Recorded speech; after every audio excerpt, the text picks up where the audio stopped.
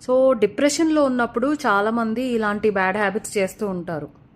ఆ bad హ్యాబిట్స్కి switch on అవుతూ ఉంటారు.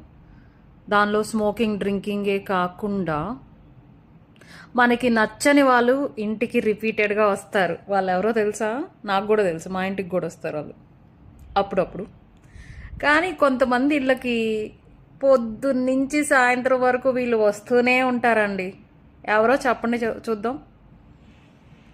Swiggy, Zomato, Flipkart, Amazon, Snapdeal, ఇంకేమున్నాయి అబ్బా? ఇంకేమైనా ఉంటే చెప్పండి. ఇలాంటివి చాలా ఉంటాయి.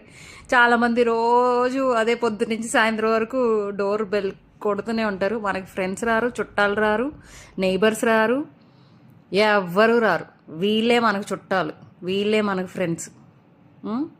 ఇదంతా ఇంపల్సివ్ షాపింగ్ అన్నమాట. ఇవన్నీ మెంటల్ హెల్త్కి సంబంధించినవేనండి. మనకేమో కుకింగ్ చేసుకోవడం ఇంట్రెస్ట్ ఉండదు.